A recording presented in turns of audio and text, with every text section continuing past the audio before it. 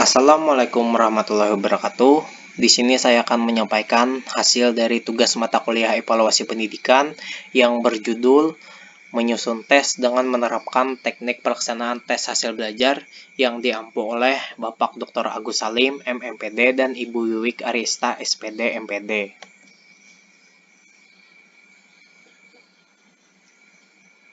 Sebelumnya, perkenalkan nama saya Rahmatullah, mahasiswa semester 4 dari Program Studi Teknologi Pendidikan, Fakultas Keguruan dan Ilmu Pendidikan, Universitas Lambung Mangkurat, Banjarmasin.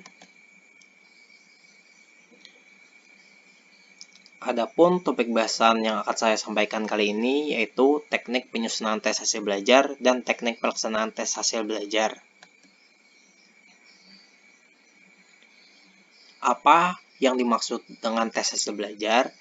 Tes hasil belajar merupakan salah satu jenis tes yang digunakan untuk mengukur perkembangan atau kemajuan belajar peserta didik setelah mereka mengikuti proses pembelajaran. Untuk mengukur perkembangan dan kemajuan belajar peserta didik, apabila ditinjau dari segi bentuk soalnya, dapat dibedakan menjadi dua macam, yaitu tes hasil belajar bentuk uraian dan tes hasil belajar bentuk objektif atau objektif tes. Apa itu tes hasil belajar bentuk uraian? Tes uraian atau essay test juga sering dikenal dengan istilah tes subjektif atau subjektif test adalah salah satu jenis tes hasil belajar yang memiliki karakteristik.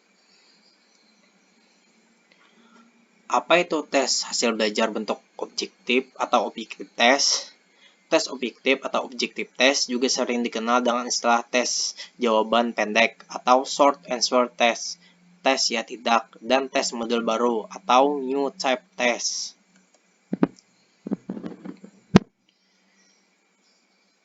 Teknik pelaksanaan tes hasil belajar ada 4, yaitu teknik pelaksanaan tes tertulis, teknik pelaksanaan tes lisan, teknik pelaksanaan tes perbuatan, dan teknik pelaksanaan penugasan terstruktur.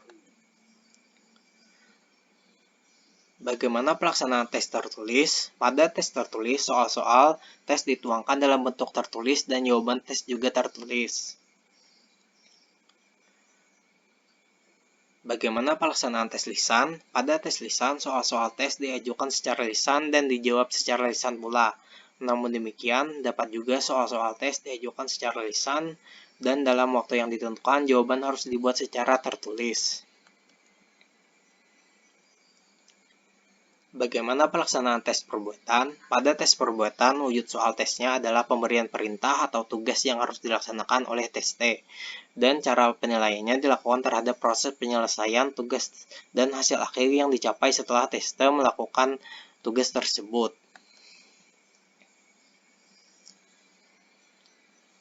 Bagaimana pelaksanaan penugasan terstruktur? Untuk penugasan terstruktur ini pada umumnya harus meliputi 3 fase yang secara sistematis harus dilakukan dengan berurutan, yaitu fase pertama pemberian tugas mandiri terstruktur yang wajar, fase kedua melaksanakan tugas. Dalam fase ini siswa melaksanakan tugas sesuai dengan petunjuk guru.